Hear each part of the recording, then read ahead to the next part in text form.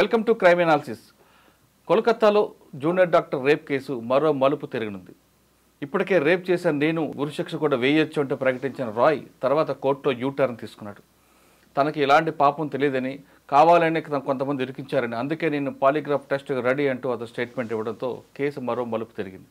ఇంతకీ అతను కావాలని చేశాడా, లేదు ఎవరైనా చేయించారన్న విషయాన్ని ఇప్పుడు సిబిఐ దర్యాప్తులు బయటపడే అవకాశం ఉంది.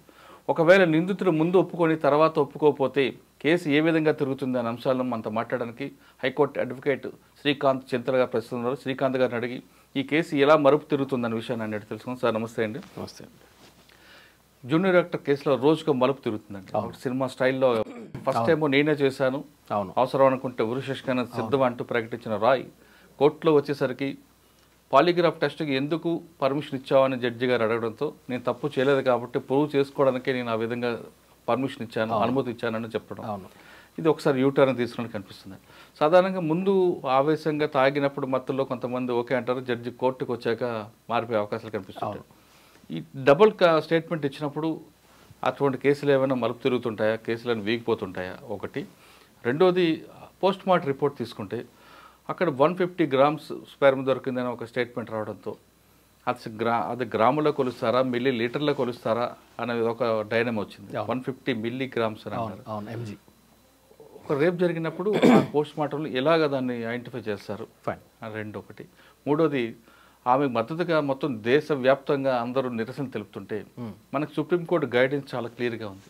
బాధితురాలి ఫేస్ కానీ ఆమె వేరే బోర్డ్స్ కానీ ఎక్కడ కూడా చూపించకూడదు అనేది ఎక్కడ నిర్భయ కేసు దగ్గర నుంచి ఇచ్చిన తర్వాత కూడా తెలంగాణ రాష్ట్రంలో కొంతమంది ఆమెకి మద్దతుగా ఆమె నిందితులకు శిక్ష పడాలంటూ ఒక ర్యాలీ తీసి అందులో ఆమె ఫేస్ని రివీల్ చేయడం కనుక మనం ఎలా అర్థం చేసుకోవాలి? అవును, ఇది ఏంటంటే అండి, మొదటిగా ఈ అక్యూజ్డ్ పర్సన్ అతను ఫస్ట్ నన్ను ఉరిదీయండి నేనే చేశాను అని చెప్పిన తర్వాత అని మీరు అడిగారు. అయితే ఒక పర్సన్ వచ్చి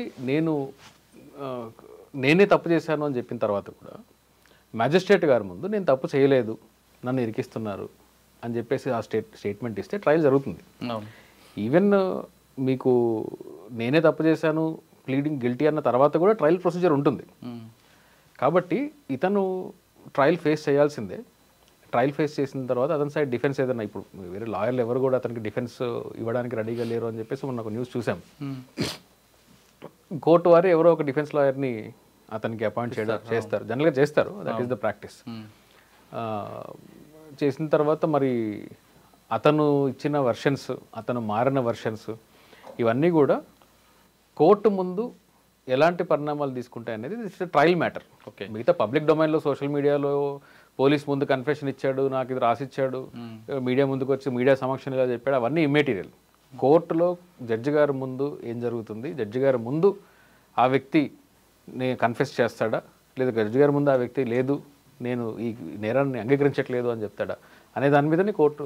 కానీ ఇప్పుడు ఆయన నేను ఎలాంటి తప్పు చేయలేదు అని జడ్జి గారి ముందు చెప్పాడు కాబట్టి, అవును, ఇప్పుడు డిఫెన్స్ వాళ్ళకి అదొక పిల్ దొరుకుతుంది కదా. పిల్ అంటే ఎట్లాగా? డిఫెన్స్ వాళ్ళు ఏమనుకుంటారు, సార్ బయట చెప్పింది, మీడియా ముందు చెప్పింది, పోలీస్ ముందు చెప్పింది కాదు, అది కాదు, మేజిస్ట్రేట్ ముందు చెప్పింది కాబట్టి 164 స్టేట్మెంట్ కింద అది వాల్యుబుల్ కాబట్టి ఆయన చేయలేదని డిఫెన్స్ వాళ్ళు చేయలేదని డిఫెన్స్ ఇప్పుడు చేయలేదని అంటారు.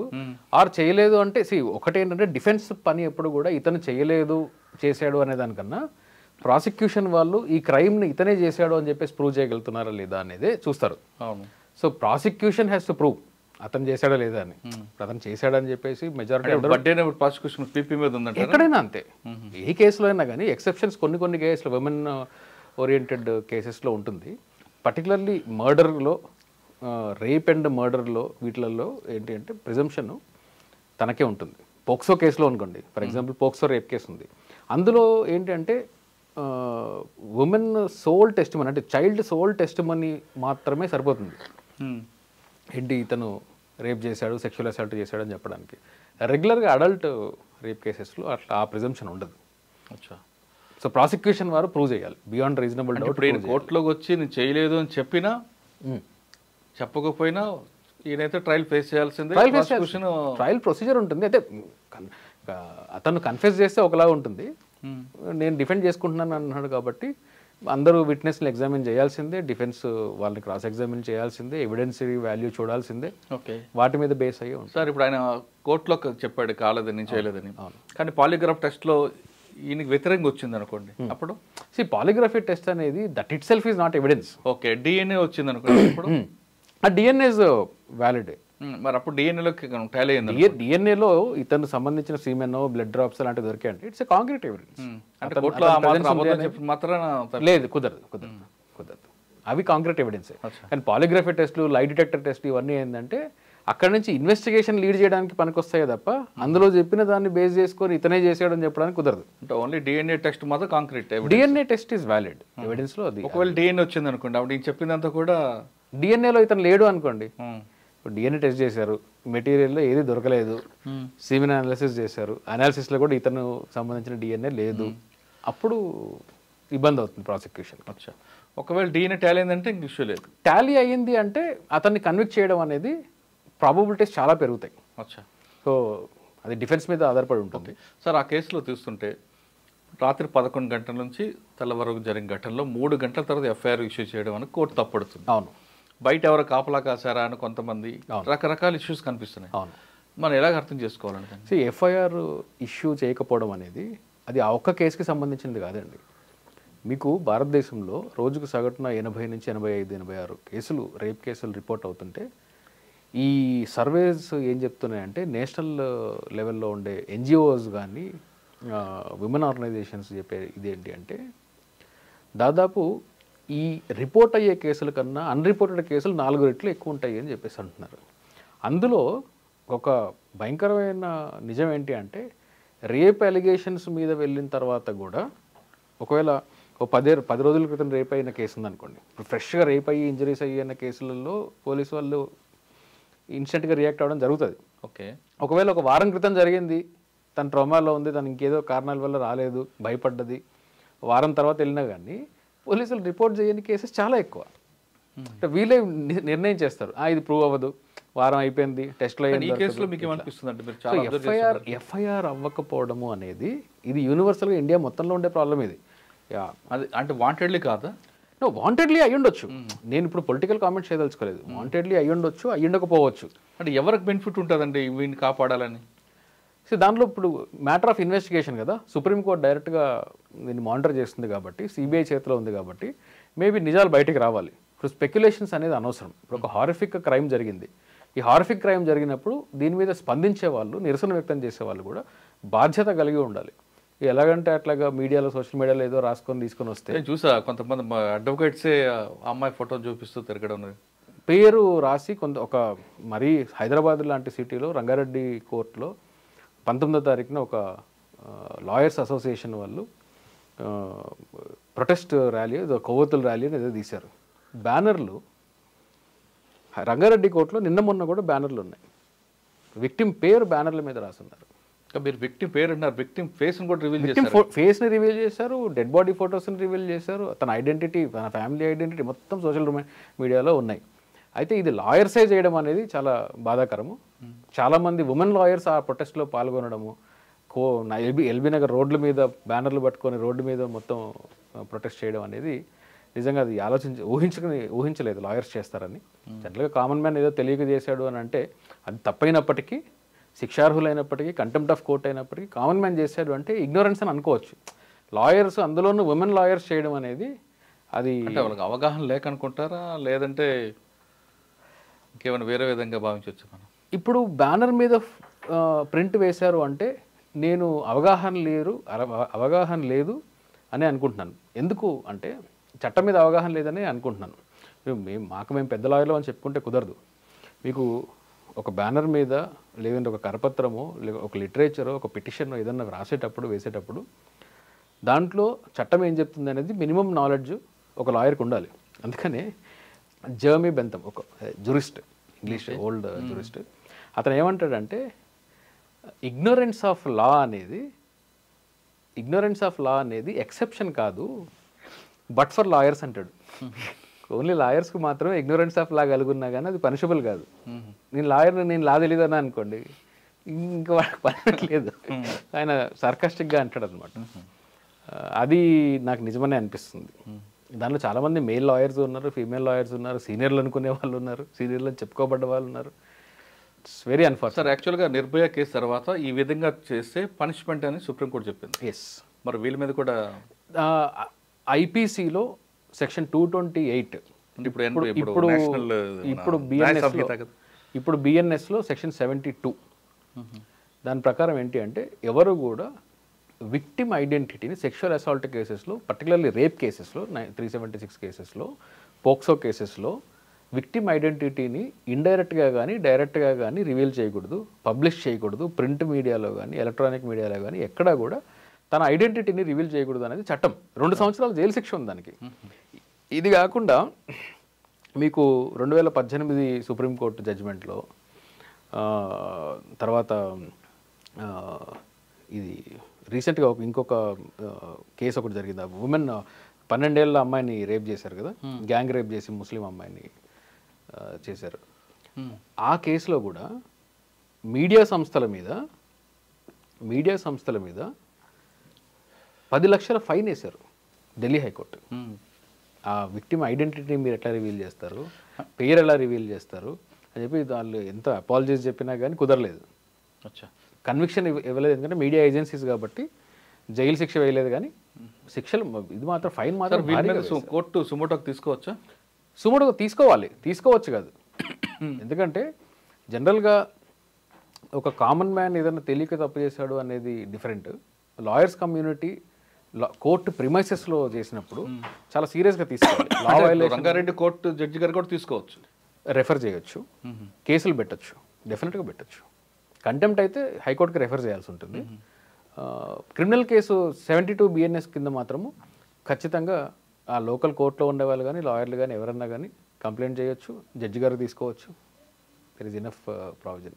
ఓకే సార్, మనం ఎవరైతే ఆయన అక్యూజ్ పార్టీ ఉందో యూటర్న్ తీసుకుని డిస్కస్ చేస్తాం, ప్లస్ వీళ్ళు గురించి చేస్తాం. అవును. ఇంకా పోస్ట్ మార్టం రిపోర్ట్కి వద్దాం. ఎస్.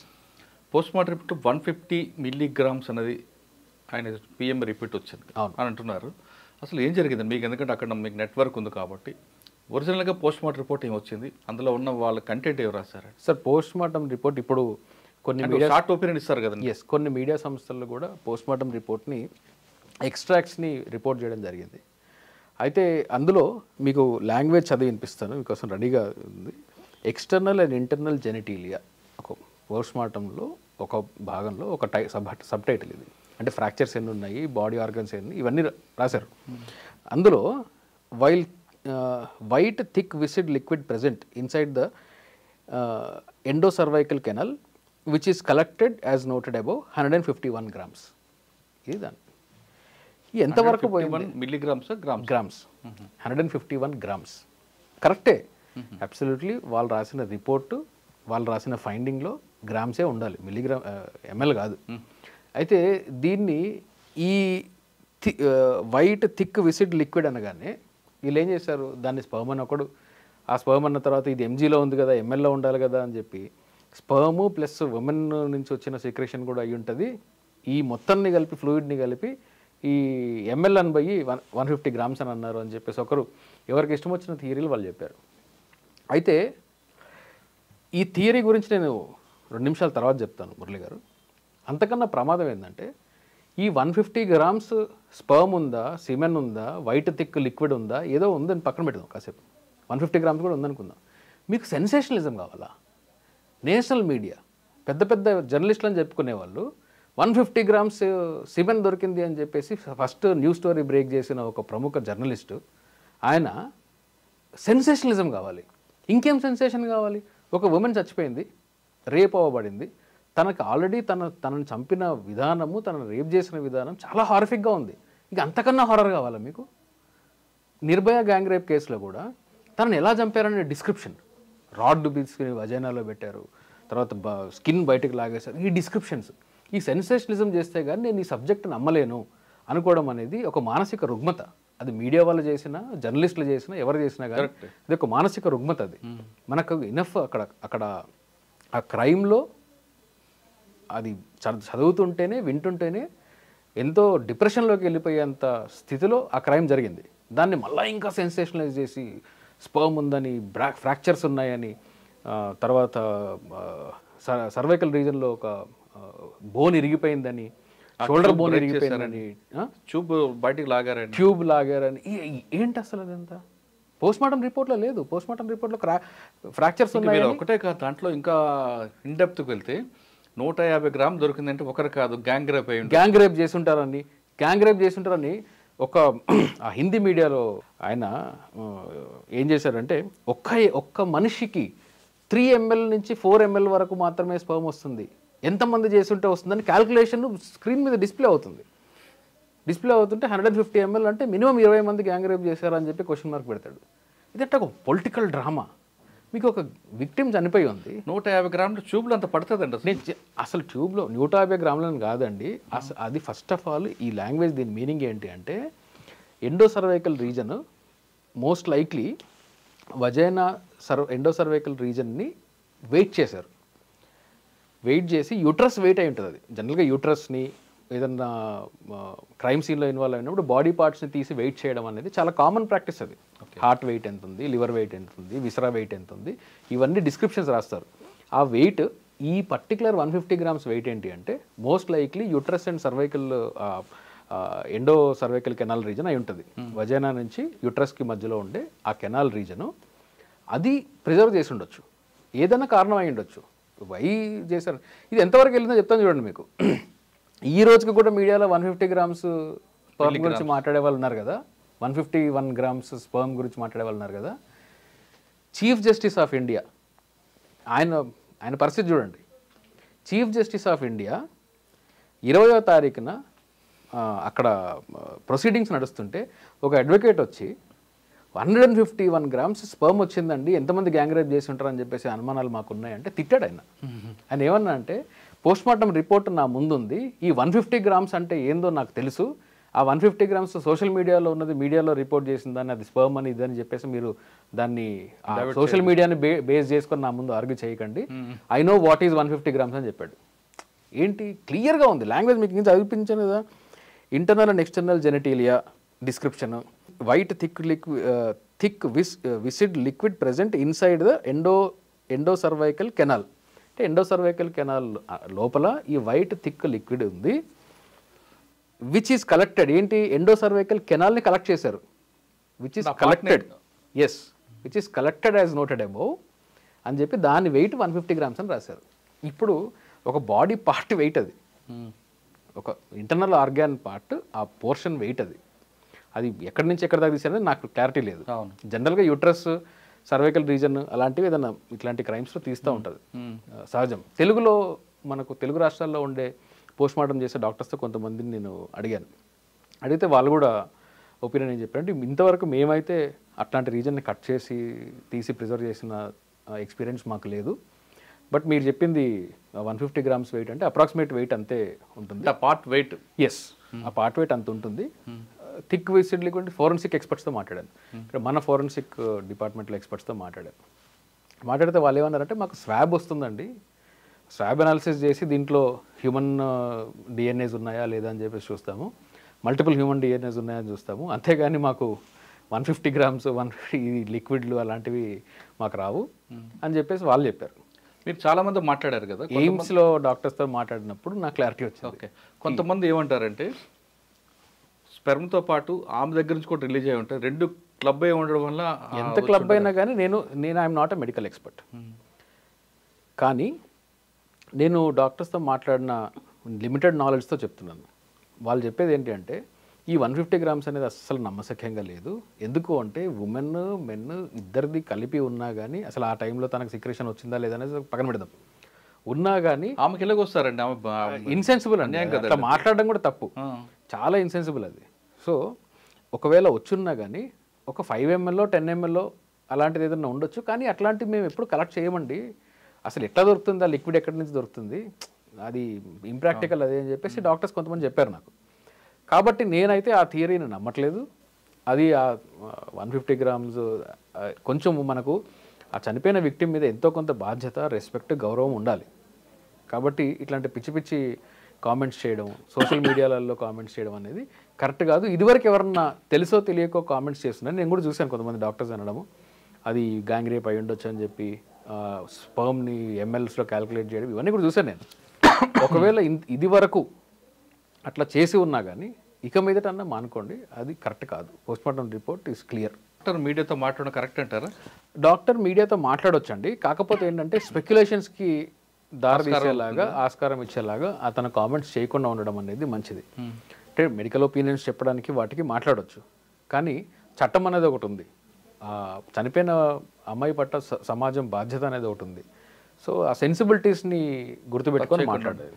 సార్, డైరీలో ఒక పేజ్ చింపారు, ఆ డైరీని ఆ పేజ్ షూట్ చేయొద్దు అని సిబిఐ అధికారులు చెప్పారంటూ అమ్మాయి తండ్రి చెప్తున్నారు. డైరీలో అమ్మాయి డైరీలో ఒక పేజీ చిరిగిపోయి ఉంది, ఆ పేజీ గురించి అడగద్దు అని సిబిఐ వాళ్ళు నాకు అడిగారు అంటూ విక్టిమ్ ఫాదర్ పోలీసులకు స్టేట్మెంట్ ఇచ్చారు మీడియాతో మాట్లాడి. అంటే ఇప్పుడు ప్రజెంట్ మీడియాలో వాళ్ళు చెప్పే అలిగేషన్స్ జనరల్గా ఎట్లా ఉంటుందంటే స్టేట్ మీద నమ్మకం ఉండకపోవడం అనేది క్వైట్ న్యాచురల్, స్టేట్ ఏజెన్సీస్ మీద నమ్మకం ఉండకపోవడం అనేది క్వైట్ న్యాచురల్, అది నేను అర్థం చేసుకోగలను. కానీ ఒక లేని ఒక అంశాన్ని మీరు నన్ను అడగొద్దు అని చెప్పేసి అంటున్నారు, వీళ్ళు నన్ను ప్రెజర్ చేస్తున్నారంటే ఒకవేళ ఉండుంటే దానిలో ఏముందో వీళ్ళకి తెలుసా? నేను విక్టిమ్ బ్లేమ్ చేయట్లేదు. అవును, నేను ఏమంటున్నానంటే ఇప్పుడు ఇలాంటిదే మనం లాస్ట్ టైం మీరు మాట్లాడినప్పుడు డాక్టర్ సైఫ్ మ్యాటర్లో మాట్లాడుకున్నప్పుడు ప్రీతి గారు సైఫ్ మాట్లాడుకున్నప్పుడు అందులో కూడా ఏదో వాట్సాప్ మెసేజ్ ఏదో పెట్టావు, అది డిలీట్ చేసావు కదా నువ్వు, ఆ డిలీట్ చేసిన దానిలో ఏదో ఉంది అందుకే నువ్వు డిలీట్ చేసావు కాబట్టి నువ్వు అక్యూజ్డ్ అని అంటారు. ఇది కూడా అలాంటిదే, హాస్యాస్పదంగా ఉంటుంది. దీనివల్ల ఏమవుతుంది అంటే మెయిన్ కేసు నుంచి మెయిన్ కల్ప్రిట్స్ ఎవరైతే ఉన్నారో వాళ్ళు తప్పించుకునే ఆస్కారం ఉంటుంది, అన్నీ డైవర్ట్ అవుతాయి. ఇప్పుడు పేజ్ ఒకటి చిరిగిపోయి ఉంది, దాని గురించి మీరు అడగొద్దు అంటే ఆ పేజ్ చిరిగిపోయినది రఫ్ నోట్స్ రాసుకొని చిరిగిపోయిందా, లేకుంటే దానిలో ఏదైనా సూసైడ్ నోట్ ఏమన్నా ఉందా, అంటే ఏంటి వీళ్ళ డౌట్. కాబట్టి సెన్సిబిలిటీస్ని మెయింటైన్ చేయాలి. కోర్టులో ఒకటి ట్రయల్, ఇంత సీరియస్ క్రైమ్ ఒకటి జరిగింది, ఇన్వెస్టిగేషన్ జరుగుతున్నప్పుడు ఏజెన్సీస్ వాటి పని అవి చేస్తాయి. అట్లాగే విక్టిమ్ పేరెంట్స్కి కానీ లేకుంటే డాక్టర్స్, తనతో పనిచేసిన డాక్టర్స్ కానీ ఎవరికన్నా ఎటువంటి ఇన్ఫర్మేషన్ ఉన్నా కానీ వాళ్ళు చట్టపరిధిలో ఉండి దాన్ని మాట్లాడాలే తప్ప పబ్లిక్ డొమైన్లో వచ్చి స్పెక్యులేషన్స్ని క్రియేట్ చేయడం వల్ల ఏమవుతుంది అంటే ఇది ఒక పొలిటికల్ రంగు తీసుకొని క్రైమ్ పోతుందేమో అని నా భయం. శ్రీకాంత్ గారు, ఫైనల్గా చెప్పండి, ఈ కేసు కరెక్ట్గా ప్రాపర్గా ఇన్వెస్టిగేషన్ జరిగి మీరు అన్నట్లుగా అసలైన నిందితుడు ఒకరవచ్చు ఇద్దరవచ్చు ఎవరైనా సరే కరెక్ట్ పర్సన్ రావాలి అంటే సిబిఐ ఏ విధంగా వెళ్ళాలి, మీడియా ఎలాగ ఉండాలి, అదేవిధంగా పేరెంట్స్ ఏ విధంగా ఉండాలండి? వీళ్ళందరూ కూడా ముందుగా సెన్సిటైజ్ అవ్వాలండి. మీరు అడిగిన దానిలో ప్రాసిక్యూషన్ ఎలాగ ఉండాలి, సిబిఐ ఎలాగ ఉండాలి, పేరెంట్స్ ఎలాగ ఉండాలి, ముందు సిబిఐ ప్రాసిక్యూషన్ గురించి, మీడియా కూడా ఎలా ఉండాలి, మీడియా కూడా సిబిఐ ప్రాసిక్యూషన్ గురించి మాట్లాడుకుందాం. ఈ సిబిఐ కానీ లేకుంటే ఈ ప్రాసిక్యూటర్స్ కానీ ప్రాసిక్యూషన్ వైపు కానీ ఎంక్వైరీ చేసేటప్పుడు వీళ్ళు ట్రాన్స్పరెన్సీ మెయింటైన్ చేసే విధంగా, ఇన్వెస్టిగేషన్లో ట్రాన్స్పరెన్సీ మెయింటైన్ చేసే విధంగా, ఎవరన్నా ఎవిడెన్స్ ఇస్తాను అంటే వాళ్ళకి కాన్ఫిడెన్స్ ఇచ్చి మీరు ముందుకు వచ్చి చెప్తే మేము మిమ్మల్ని ఎనానిమిటీ మెయింటైన్ చేస్తాము, కోర్టు ముందు మాత్రమే మీకు ప్రొటెక్షన్ ఇచ్చి చేస్తాము అని ఒక కాన్ఫిడెన్స్ ఇస్తే నిజాలు బయటకు వచ్చే ఛాన్స్ ఉంటుంది. ట్రాన్స్పరెంట్గా ఉండాలి, ఫెయిర్గా ఉండాలి, సెక్యూరిటీ ప్రొవైడ్ చేయాలి. At the same time allegations ఏదన్నా ఉంటే అలిగేషన్స్లో పబ్లిక్ డొమైన్లో ఉండే ఎలిగేషన్స్ కాకుండా ఆన్ రికార్డ్లో ఉన్న ఎలిగేషన్స్ ఏంటి, రియల్గా విక్టిమ్కి దగ్గరలో ఎవరెవరైతే ఉన్నారో సర్కమ్స్టాన్షియల్ ఎవిడెన్సెస్ని కానీ ఐ విట్నెస్ని కానీ అంతకు ముందు జరిగిన సీక్వెన్సెస్ని కానీ ప్రాపర్గా ప్రిజర్వ్ చేసి సీసీటీవీ ఫుటేజ్ దగ్గర నుంచి చూసుకుంటే అటెండెన్స్ రికార్డు వరకు ప్రతి ఒక్కటి కూడా ప్రాపర్గా ప్రిజర్వ్ చేసి ప్రొసీజర్ ఫాలో అయితే దీనిలో ఎంతమంది ఇన్వాల్వ్ అయి ఉన్నా కానీ వాళ్ళని కన్విక్ట్ చేయడం అనేది చాలా ఈజీ అవుతుంది. ఎందుకు అంటే చాలాసార్లు ఈ ప్రాసిక్యూషన్ ల్యాకునా వల్ల కేసెస్ పోతుంటాయి. ఈ ప్రాసిక్యూషన్ ల్యాకునాస్ ఏంటి? ఫర్ ఎగ్జాంపుల్ చాలా ఈజీగా ఉండేది చెప్తున్నాను నేను. ఒక సీసీటీవీ ఫుటేజ్ తీసుకుంటారు, ఫుటేజ్ తీసుకునేటప్పుడు ప్రొసీజర్ ఫాలో అవ్వరు.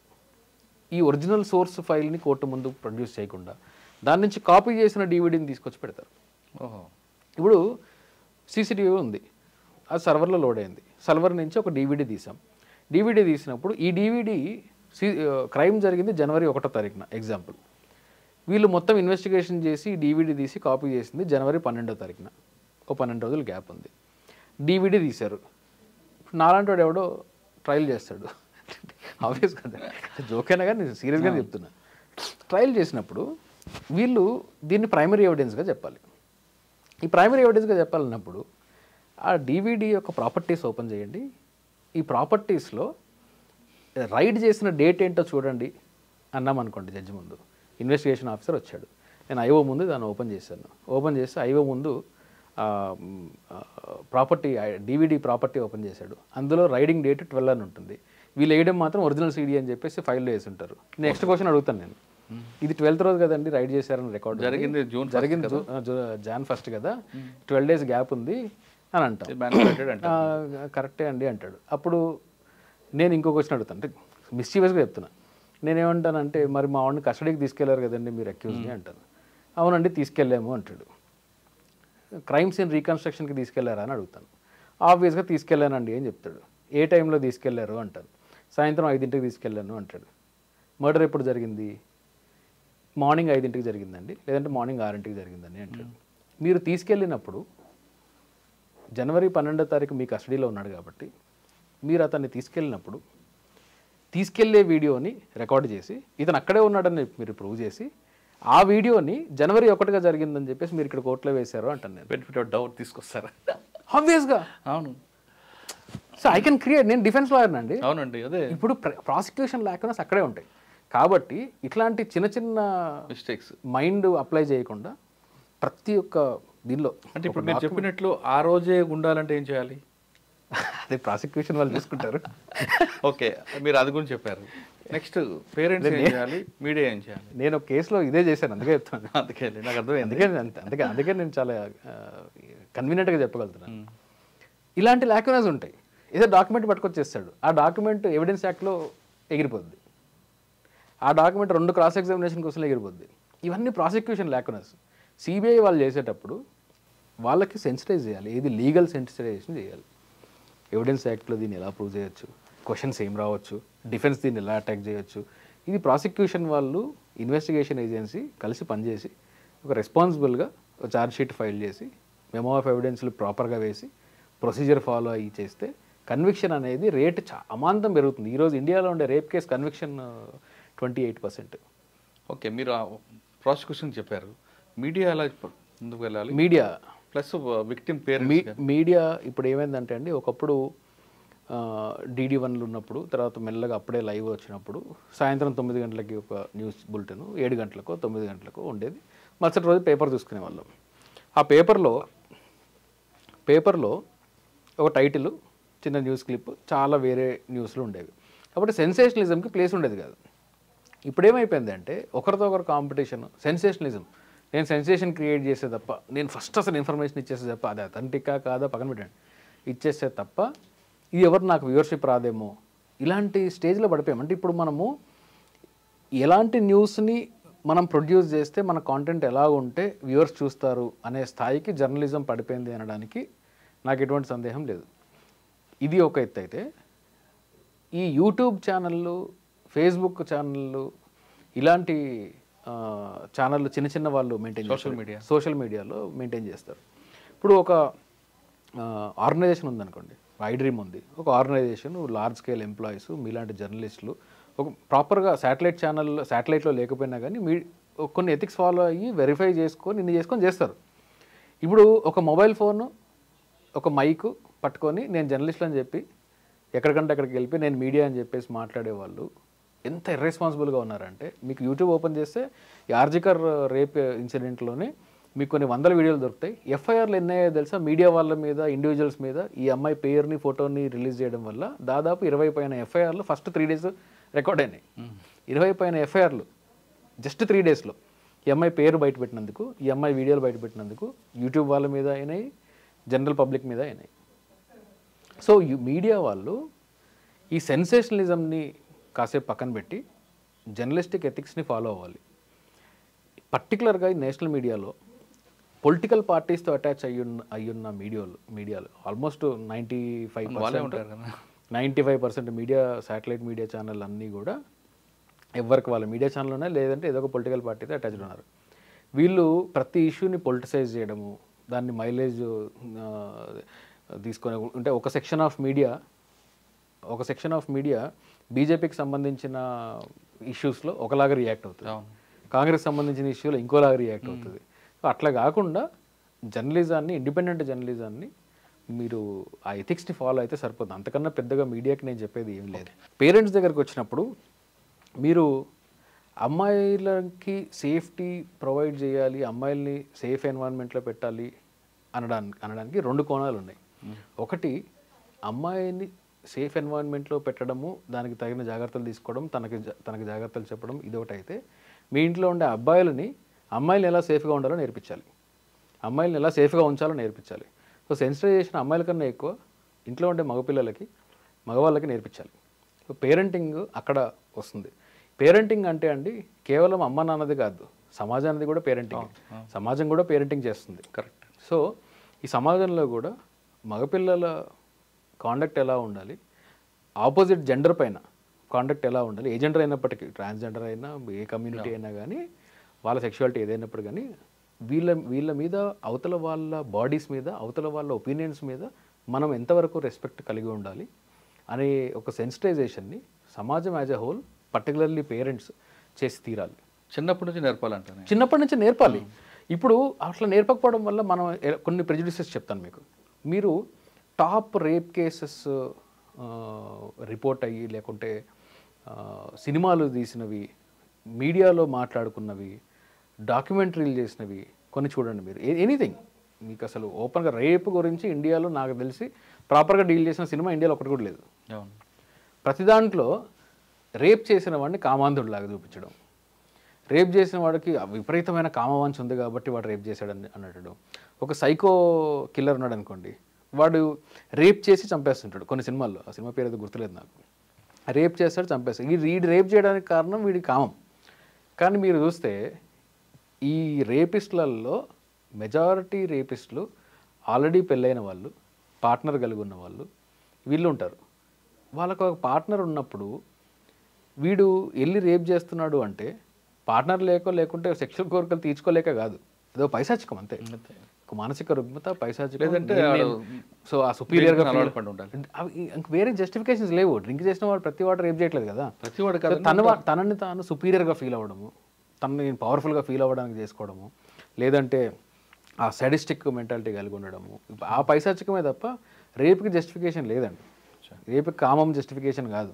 కామం వాడికి సెక్షువల్ అర్జీ ఉన్న ప్రతి ఒక్కడు వెళ్ళి రేప్ చేయడు. సెక్షువల్ అర్జీ is different from rape. Rape is a different issue. So మనం కూడా రేప్ మెంటాలిటీని, సెక్షువల్ అసాల్ట్ మెంటాలిటీని అర్థం చేసుకోవడంలో ఎక్కడో విఫలమయ్యాము.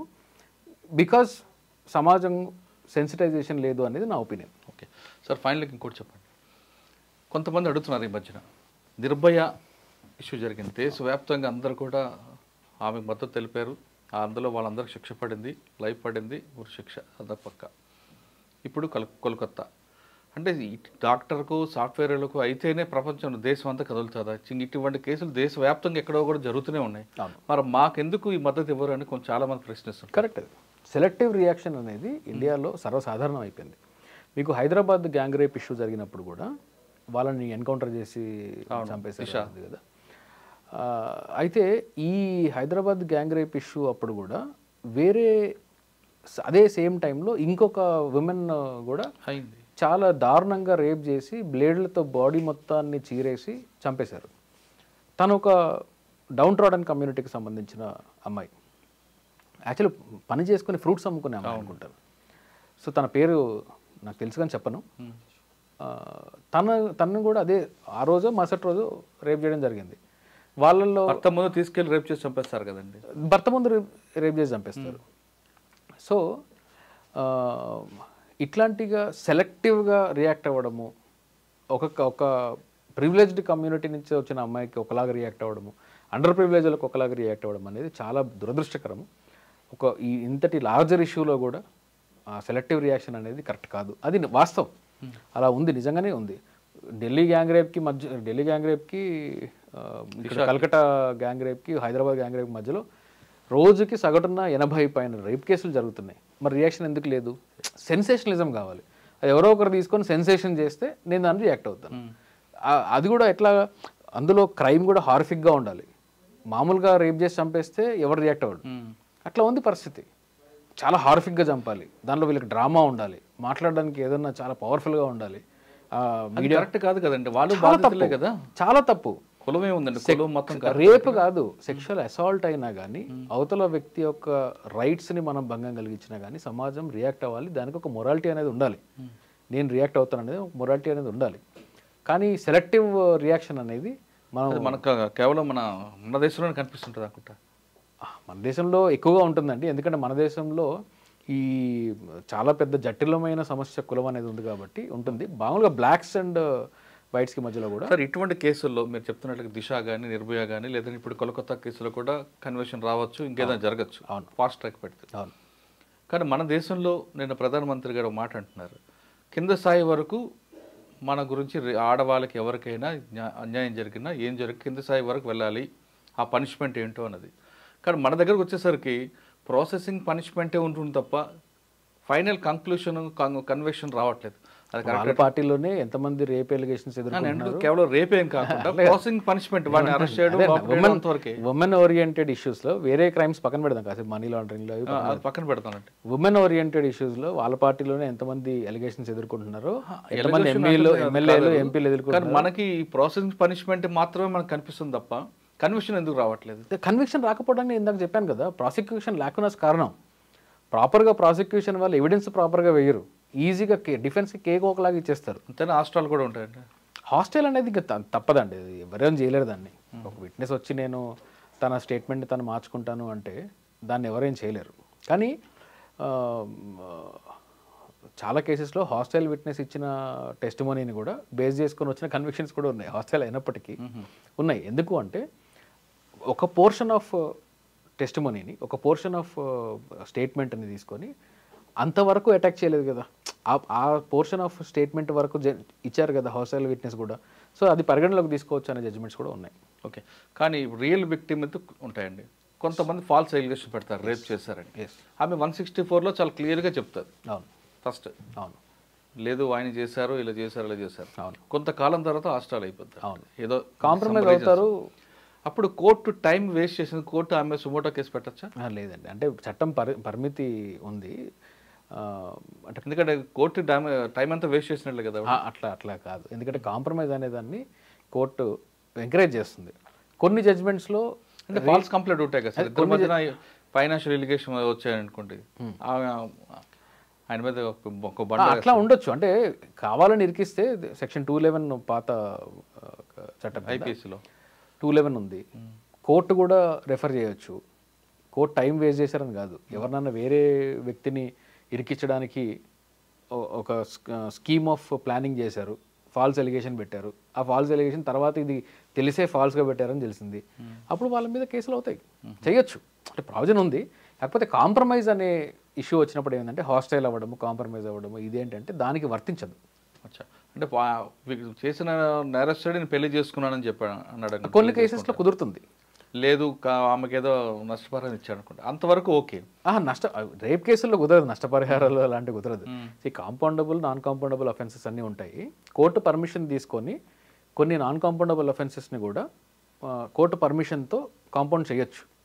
మేము కూడా ఫాల్స్ ఎలిగేషన్ పెడితే మాత్రం కోర్టు డైరెక్షన్ ఇవ్వచ్చు, కేసు పెట్టండి. డెఫినెట్గా ఇవ్వచ్చు. కానీ ప్రూవ్ అయ్యే టైం పడుతుంది కదా, టైం పడుతుంది.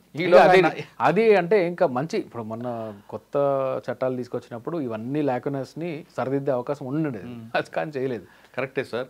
కానీ ఈ మధ్యకాలంలో ఆరోపణ ఎదుర్కొన్న వ్యక్తి అయితే జైలుకి వెళ్ళడం అవుతాయి కదా, అది ఉంటుందండి. మినిమం డ్యామేజ్ ఉంటుంది. కొంతకాలం వరకు వాళ్ళ జైలు, ట్రామా, ఈ ప్రాసిక్యూషన్ ఫేస్ చేయడం ఇవన్నీ జరుగుతుంది. బట్ అది దాన్ని మినిమైజ్ చేయగలమే కానీ మొత్తం ఎలిమినేట్ చేయలేము. ఓకే సార్, ఐపీసీ 376 గురించి మనం మాట్లాడాం గతంలో. ఐపీసీ గురించి 377 ఐపీసీది, అంత అన్యాచురల్ సెక్స్ గురించి కూడా ఉంది. అవును. ఇప్పుడున్న బిఎన్ఎస్లో 377 కొంతమంది. నేను మీ ఐడ్రీమ్కి ఇచ్చిన ఒక ప్రొలాంగ్డ్ ప్రోగ్రాంలో మాట్లాడాను దాని గురించి. 377 అనే సెక్షనే లేకుండా చేశారు. ఇప్పుడు 377 అన్యాచురల్ సెక్స్, కన్సెంట్ లేకుండా సేమ్ సెక్స్ ఇలాంటివి ఉండేవి. యానిమల్స్తో సెక్షువల్ అసాల్ట్ చేయడమే ఉండేది. ఇప్పుడు పాపం మా యానిమల్స్ ఏం పాపం చేసారో నాకు తెలియదు, కానీ వాళ్ళకు కూడా ఇప్పుడు యానిమల్స్ని సెక్షువల్లీ అసాల్ట్ చేసిన వాళ్ళకి కొత్త హిందీ చట్టం ప్రకారము శిక్ష లేదు. అదే కాకుండా ఇప్పుడు అన్యాచురల్ సెక్స్, ఇప్పుడు మనం డెడ్ బాడీస్తో పోస్ట్ మార్టం చేసేటప్పుడు, పోస్ట్ మార్టం చేసిన వాళ్ళు లేకుంటే ఈ మార్చరీలో ఉంటే డెడ్ బాడీస్తో సెక్షువల్గా అబ్యూస్ చేసిన కేసెస్ రిపోర్ట్ అయినాయి మన దగ్గర. ఫేమస్గా బెంగళూరు కేసు రిపోర్ట్ అయింది. దాని మీద చట్టం లేదు కాబట్టి ఇది రేప్ కింద అట్రాక్ట్ అవ్వదు అనే జడ్జ్మెంట్ మనకు సుప్రీంకోర్టు నుంచి వచ్చింది. అంటే ఇప్పుడు నిజంగా లేదంటారు? నిజంగా లేదు. మరి ఏం చేయాలండి? డెడ్ బాడీ మీద ఇంతకుముందు 377 అన్నా ఉండేది, అట్లీస్ట్ అన్యాచురల్ సెక్స్ అని చెప్పేసి ఏదో దాని కింద చేసేవాళ్ళు. ఇప్పుడు 377 కూడా లేదు. 377 కూడా లేకపోవడం వల్ల డెఫినెట్గా ఈ సేమ్ సెక్స్, ఇప్పుడు ఒక మగాడు, ఈ క్రైమ్ పెరుగుతుంది ఇంకా. అంటే క్రిమినల్స్కి చట్టంలో శిక్ష లేదు అని చెప్తే పెరగొచ్చేమో. ఇప్పుడు ఒక మగవాడు 18 years కన్నా తక్కువ ఉన్న అబ్బాయిని సెక్షువల్గా అసాల్ట్ చేస్తే 377 కింద ఇంతకుముందు అతనికి శిక్ష పడేది, ప్రాసిక్యూట్ చేసేవాళ్ళు. ఇప్పటికి కూడా పోక్సో చట్టం కింద కూడా 377 ఇంతకుముందు ఇప్పటికి కూడా పోక్సో చట్టం కింద చేస్తారు. ఓకే. 18 years దాటిన తర్వాత, ఫర్ ఎగ్జాంపుల్ 18 years 1 month ఒక అబ్బాయికి, ఆ అబ్బాయి మీద సెక్షువల్ అసాల్ట్ చేసాడు ఎవడో ఒకడు, ఒక male person, same gender person, ఇప్పుడు శిక్ష లేదు. మరి ఆయన ఏం చేయాలి? ఇంకా ఇంజరీస్ అయితే ఇంజరీ మీద పెట్టడమో, లేకుంటే రాంగ్ఫుల్ కన్ఫైన్మెంట్, రాంగ్ఫుల్ రిజిస్ట్రెయింట్ లాంటివి పెట్టడము, ఇలాంటివి చేస్తారు. కానీ ఆ యాక్ట్ జరిగిన దానికి మాత్రము అన్ఫార్చునేట్లీ శిక్ష లేదు. చాలా తప్పు, చాలా చాలా తప్పు. అదే అంటున్నాను, ఇందాక అన్నది అదే. నేను ఒక మంచి రిఫార్మ్ చేస్తే వీలు ఉండేది. ఇప్పుడు అంతేందుకు రిఫార్మ్ గురించి చెప్తున్నాను. అంటే అన్యాచురల్ 377 డిలీషన్ అనే దాని మీద నేను ఇదివరకు కూడా చెప్పాను. 41 CRPC ఉంది. ఇందులో మీకు ఆ లాంగ్వేజ్ ఎలా ఉంటుందంటే చాలా హాస్యాస్పదంగా ఉంటుంది. దీని మీద ఎప్పటి నుంచో నాకు ప్రాబ్లం ఉంది. అదేంటి అంటే, ఎవరినన్నా ఒక పోలీస్ ఆఫీసర్ ఎప్పుడు అరెస్ట్ చేయొచ్చు అంటే రీజనబుల్ కంప్లైంట్ ఉండాలి, రీజనబుల్ సస్పిషన్ ఉంటే అరెస్ట్ చేయొచ్చు. రాజ్యాంగం ఏం చెప్తుంది? ఎక్సెప్ట్ ప్రొసీజర్ ఆఫ్ లా తప్ప, ప్రొసీజర్ ఆఫ్ లా ఫాలో అయ్యి మాత్రమే ఎవరినన్నా అరెస్ట్ చేయాలి అని చెప్తుంది ఆర్టికల్ 21. పోలీస్ ఆఫీసర్ సస్పిషన్ అనేది ప్రొసీజరా? ఇప్పుడు లాంగ్వేజ్లో ఇది వరకు ఉండే 41 CRPCలో రీజనబుల్ సస్పిషన్ మీద ఎవరినైనా అరెస్ట్ చేయొచ్చు. అంటే నాకుండే ఫండమెంటల్ రైట్ ఆర్టికల్ 21 కింద నాకుండే ఫండమెంటల్ రైట్ని ఒక పోలీస్ ఆఫీసర్ నాకు నీ మీద అనుమానం ఉంది అని చెప్పి నన్ను జైల్లో పెట్టచ్చు. అనుమానానికి ఇంకా ఇదేంటి కొలమానం ఏంటి? నాకు అనుమానం వచ్చింది, నాకు రీజనబుల్ అనుమానం ఉంది అని చెప్పి పెట్టేస్తాడు. అదే ఒకవేళ చట్టంలో రీజనబుల్ గ్రౌండ్స్ టు అరెస్ట్ అన్నాడు అనుకోండి, ఆ గ్రౌండ్ అనేటప్పటికి ఎవిడెన్స్ కావాలి, ప్రైమరీ కావాలి, ఇన్వెస్టిగేషన్ ఏదో కావాలి, సమ్ ప్రొసీజర్ ఉంటుంది, ప్రొసీజర్ ఎస్టాబ్లిష్ అవుతుంది. ఈ రీజనబుల్ గ్రౌండ్స్ అని అనకుండా రీజనబుల్ సస్పిషన్ అనేది పాత చట్టంలో ఉండేది. ఇప్పుడు కూడా రీజనబుల్ కంప్లైంట్, రీజనబుల్ సస్పిషన్ అని అలాగే ఉంది. అది మార్చే వీలుండేది. ఇట్లాంటి ఎన్నో మార్చే వీలుండే చట్టంలో రిఫైన్ చేసుకునే డెఫినెట్గా పాత ఐపీసీల నుంచి, సిఆర్పీసీల నుంచి రిఫర్మేషన్ అవసరమైన ప్రావిజన్స్ చాలా ఉన్నాయి. అందులో 41 ఒకటి, 377 ఒకటి, ఇంకా ఈ డెడ్ కార్ప్సెస్ మీద, చనిపోయిన బాడీ మీద సెక్షువల్ అసాల్ట్ చేసిన వ్యక్తులకి ఎలాంటి కన్విక్షన్ ఇవ్వాలి అనే దానికి దానికి మెడికల్ టర్మ్ మీద ఉంది. ఆ వ్యక్తులకి ఎలా కన్విక్ట్ చేయాలి అని అది అఫెన్సెస్లో పెట్టిండదు. సుప్రీంకోర్టు రికమెండేషన్స్ ఉన్నాయి. ఇన్ఫ్యాక్ట్ దీన్ని చట్టంలో పీనల్ ప్రావిజన్లో దీన్ని తప్పుగా అండ్ శిక్షగా గుర్తించండి దీన్ని అని చెప్పి సుప్రీంకోర్టు రికమెండ్ చేసే జడ్జ్మెంట్లో చెప్పింది. అది కూడా పట్టించుకున్న పాపం లేదు. సో ఇట్లాంటి రిఫర్మేషన్స్ చాలా చేసే అవకాశం ఉంది. అన్ఫార్చునేట్లీ చేయలేదు.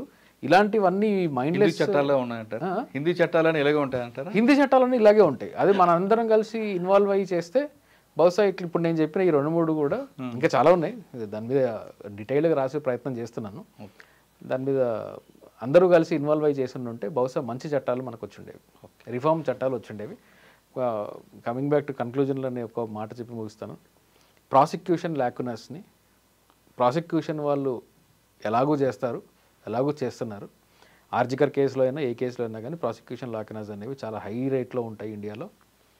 సోషల్ మీడియా పుణ్యమా అంటూ, సోషల్ మీడియాలో అండ్ ట్రెడిషనల్ మీడియాలో ఉండే సెన్సేషనలిజం పుణ్యమా అంటూ ప్రాసిక్యూషన్ వాళ్ళు కూడా లీడ్ అయ్యి వాళ్ళ కళ్ళు మూసుకుపోయి మొత్తానికి అక్యూజ్డ్కి ఫేవర్ చేసే పరిస్థితుల్ని ఇటు సమాజం కల్పిస్తుంది. ఇటు ప్రాసిక్యూషన్ ఉన్న లేజినెస్ లేకుంటే ఇన్కాంపిటెన్స్ ఇది కూడా work load, laziness, incompetence, prejudice మీరు ఏ పేరైనా పెట్టుకోండి దానికి. ఒక్కొక్క కేసులో ఒక్కటి ఉంటుంది. ఒక్కొక్క కేసులో లేజినెస్ ఉంటుంది, ఒక కేసులో ఇన్కాంపిటెన్స్ ఉంటుంది, ఒక కేసులో ప్రిజుడిస్ ఉంటుంది, ఒక కేసులో మీడియా ఇన్ఫ్లుయెన్స్ ఉంటుంది, ఒక కేసులో ప్రెజర్ ఉంటుంది, ఒక కేసులో ఎవడో బెదిరింపు ఉంటుంది. ఇవన్నీ అల్టిమేట్ తీసుకుంటే లాస్ట్ అక్యూజ్ని బయటపడేస్తాయి. Whatever it is accused బయటపడేస్తాయి. అట్లా కాకుండా సమాజము, స్టేట్ ఏజెన్సీస్, ప్రాసిక్యూషన్ ఏజెన్సీస్ అందరూ కూడా బాధ్యత మీరు చూపించండి. ఒక క్రైమ్కి రెస్పాండ్ అయ్యేటప్పుడు కానీ దాని గురించి మాట్లాడేటప్పుడు కానీ బాధ్యత చూపించండి. ఇప్పుడు లేకపోతే తప్పు చేసిన వాళ్ళు ఈజీగా తప్పించుకొని పోతారు. ఈజీగా తప్పించుకొని పోవచ్చు అనే ధీమాతో తప్పు చేసే వాళ్ళు కూడా పెరుగుతారు. కాబట్టి మనందరం కూడా రెస్పాన్సిబుల్గా ఉండాల్సిన అవసరం ఉంది. Okay, Kolkata junior doctor rape కేసులో సిబిఐ కరెక్ట్గా ఇన్వెస్టిగేషన్ చేయడమే కాకుండా ప్రాసిక్యూషన్ కూడా కరెక్ట్గా వాళ్ళ రోల్ కానీ ప్రజెంట్ చేస్తే ఖచ్చితంగా నిందితుడికి శిక్ష పడుతుందంటున్నారు శ్రీకాంత్ గారు. లేదు ఏదో ఒక ఏజెన్సీకో లేదా మీడియాకో లేదా ప్రజర్కో దేనికో దాన్ని బెండి వాళ్ళనే ఫాలో అయితే కేసు ఖచ్చితంగా వీగిపోయే అవకాశం ఉందంటూ చెప్తున్నారు. ఇది కేవలం మీడియా ఒకటే బాధ్యత కాదు, టోటల్ సమాజం కూడా బాధ్యత తీసుకోవాలి. ఇటువంటి సంఘటనలు జరగకుండా ఉండాలంటే సోషల్ రెస్పాన్సిబిలిటీ చాలా ఇంపార్టెంట్ అంటూ శ్రీకాంత్ గారు చెప్తున్నారు. ఇది జూనియర్ డాక్టర్ వ్యవహారంపై శ్రీకాంత్ చింతల్ గారితో ఎక్స్క్లూజివ్ ఇంటర్వ్యూ. మరో వ్యవహారంలో మళ్ళీ కలుద్దాం. అంతవరకు నమస్తే. Thank you sir. Thank you very much. Thank you.